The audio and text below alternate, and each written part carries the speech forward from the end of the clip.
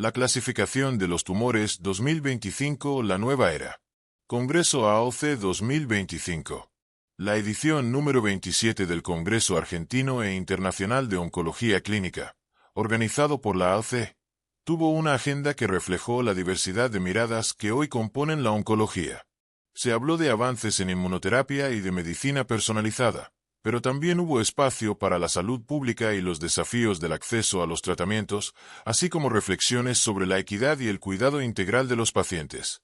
Algunos de los temas que se abordaron fueron los tumores ginecológicos, los genitourinarios, los gastrointestinales, los de pulmón, mama, cabeza y cuello, los sarcomas y el melanoma. También se presentaron tópicos referidos a oncopediatría, radioterapia, neurooncología, psicooncología y enfermería oncológica. Cómo tratar a los pacientes con cáncer en el futuro y cómo, a la vez, hacer que los nuevos avances sean accesibles para la mayor cantidad de personas posible. Esa fue la premisa de la charla que dictó el profesor Dr. Francesc Fabrice André, actual presidente de la Sociedad Europea de Oncología Médica, ECMO, por sus siglas en inglés. Durante una clase magistral titulada Tumores de mama. ¿Hacia dónde vamos? Profundizó en otros cánceres, en parte porque en el futuro, con los avances actuales y la inteligencia artificial, la clasificación tumoral podría cambiar y no separarse en base a órganos afectados, sino de acuerdo a la biología de la neoplasia. De hecho, para los casos metastásicos, Andrés sostuvo, apuntamos, con todo el conocimiento previo y con la ayuda de la inteligencia artificial generativa, a hablar más de terapias que de órganos, en base a lo que sabemos de la persona a tratar, una clasificación en características biológicas, puntualizó. También enfatizó en cómo la IA podría ayudar a mejorar el acceso a poblaciones más masivas. Por ello, el siguiente paso sería desarrollar herramientas más accesibles, lugar en donde la tecnología entra en escena, como la asistencia con la IA, que puede ser muy útil para identificar pacientes con alto riesgo de cáncer, señaló André. Pero advirtió que el elemento clave no es la IA en sí misma, sino la potencial transformación de la línea de la HNS, Historia Natural de la Enfermedad, en una base de datos. Nosotros creamos un producto nuevo llamado Relapse Risk, riesgo de recaída, una IA aplicada a la línea de la HNS que se centraliza en un hub y no cuesta mucho dinero, por eso es potencial a que se aplique en el futuro, indicó. Y agregó que otra potencial tecnología para el futuro es la circulación tubo-ADN, biomarcador de ADN tumoral circulante ADNTC, que es todavía detectable después de unas semanas de tratamiento, pero un par de meses después debería ser de baja concentración para certificar el éxito del abordaje. La otra manera de utilizar la circulación tubo-ADN es la posoperatoria. Si no es detectable tras la cirugía y en el seguimiento, casi no hay riesgo. En cambio, si es detectable tras la terapia posoperatoria, el riesgo es alto. La pregunta, entonces, según el Dr. André, es la siguiente. ¿Qué proponerle a este tipo de pacientes para mejorar su salud? En primer lugar, hipotetizó que una combinación de anticuerpos podría sustituir a la quimioterapia, es decir, emplear los ADC, conjugados anticuerpo-fármaco o terapia dirigida. Lo que personalmente pienso es que en el futuro habrá combinación de anticuerpos, un ADC y un bloqueo desde el punto de vista inmune. Necesitaremos una combinación triple en estado preoperatorio, si podemos mostrar que es viable y no tóxica. Pero ¿qué pasa si esta combinación triple no funciona? Es aquí donde se intensifica la búsqueda de nuevas herramientas para determinar la biología del cáncer de ese paciente en particular.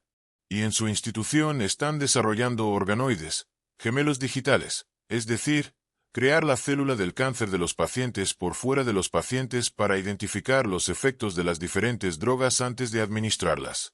¿Y qué pasa con los pacientes con bajo riesgo de recaídas? Estamos reflexionando sobre curar a los pacientes con terapias más cortas.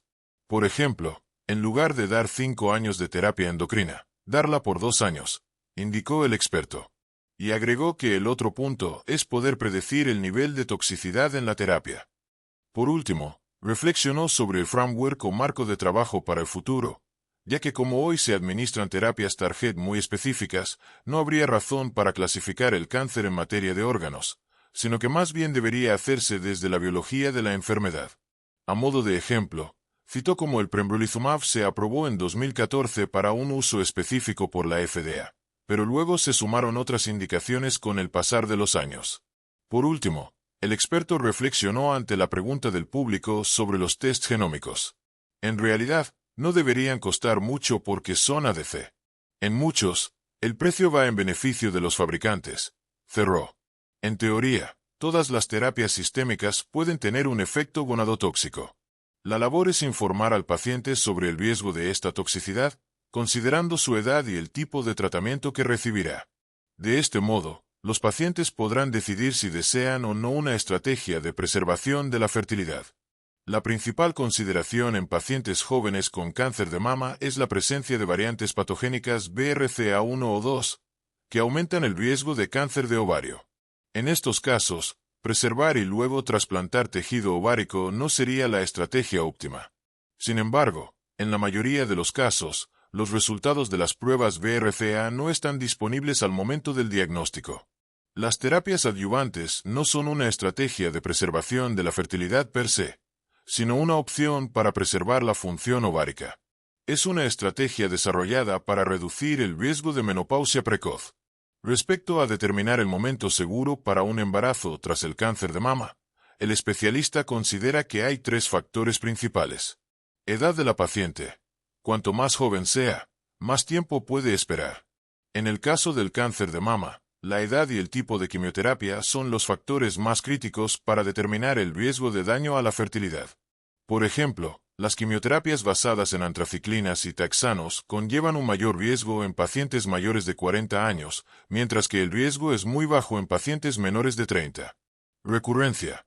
A mayor riesgo de recurrencia, más tiempo debe esperar la paciente. Tratamiento recibido. Si la paciente recibió quimioterapia, se recomienda esperar al menos un año. Si recibió tamoxifeno y un agente para la supresión ovárica, el periodo de espera sugerido es de 7 meses, considerado el tiempo de eliminación, washout period, necesario para un embarazo seguro. La doctora Fernanda Moselle compartió su experiencia de trabajo en Francia con NGS. Esta tecnología de secuenciación permite analizar una gran cantidad de nucleótidos de forma rápida y con un costo relativamente bajo. Tiene alta sensibilidad y especificidad para detectar varias alteraciones moleculares, incluyendo mutaciones, alteraciones en el número de copias y fusiones de genes. En la práctica clínica actual, se realizan cada vez más secuenciaciones en pacientes con cáncer de mama metastásico, ya sea a partir de una muestra del tumor o de una biopsia líquida, generalmente en algún momento de la progresión de la enfermedad. Sin embargo, los resultados a menudo revelan múltiples alteraciones, lo que puede dificultar la priorización de las mismas para maximizar el beneficio para el paciente. Para abordar esta problemática, el ESMO Precision Medicine Working Group desarrolló la escala ESCA, ESMO Scale for Clinical Actionability. Esta escala tiene como objetivo clasificar las alteraciones moleculares según su aplicabilidad clínica, ayudando a los oncólogos a priorizar las alteraciones para seleccionar el tratamiento que ofrezca el mayor beneficio posible. Las principales recomendaciones de la ESMO para NGS en cáncer de mama son: la secuenciación NGS está especialmente indicada para pacientes con cáncer de mama metastásico que presentan un tumor con receptores hormonales positivos, HR, y que son HER2 negativos. El uso de NGS en este grupo de pacientes permite detectar alteraciones como FGR1, PI3K y BRCA. El momento ideal para realizar la secuenciación es después de que la paciente ha desarrollado resistencia a la terapia endocrina. Se recomienda la consulta genética para pacientes con alta sospecha de una alteración BRCA, incluso si la secuenciación somática inicial resulta negativa. Se debe ofrecer la secuenciación a las pacientes en centros de investigación con acceso a ensayos clínicos. Next Generation Sequencing, NGS, en el tratamiento del cáncer de mama. La radioterapia causa daño tisular y vascular, así como ruptura del ADN, lo que puede llevar a la muerte celular por apoptosis o durante la división celular.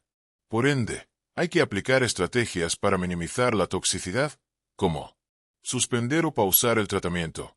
Una de las estrategias es evaluar si se debe suspender o pausar temporalmente el fármaco, considerando su vida media. Monitorización. Es fundamental monitorear la toxicidad específica y reportarla cuando se observe. Ajuste de dosis y fraccionamiento. Se puede considerar ajustar la dosis y mejorar la conformación de la radioterapia para evitar toxicidades graves sin comprometer la eficacia clínica. Minimizar la linfopenia. Limitar el tamaño de los campos de radiación y la exposición de los órganos. Radiocirugía. En algunos casos, la radiocirugía puede ser preferible a la radioterapia. La enfermera y capacitadora enumeró que los profesionales de su área tienen que conocer los mecanismos de acción de los anticuerpos monoclonales y su citotoxicidad, ya que muchos enfermeros en el país no solo estamos involucrados en su administración, sino también en la preparación. No siempre vienen listos de la farmacia oncológica. Eso implica conocer compatibilidades, filtros y sachets, entre otros insumos. Por otra parte, los profesionales de rubro deben saber sobre los protocolos de velocidad de infusión y los fármacos involucrados en la premedicación. Es maravilloso saber que mi futuro depende de alguna manera de las decisiones que tomo a cada instante.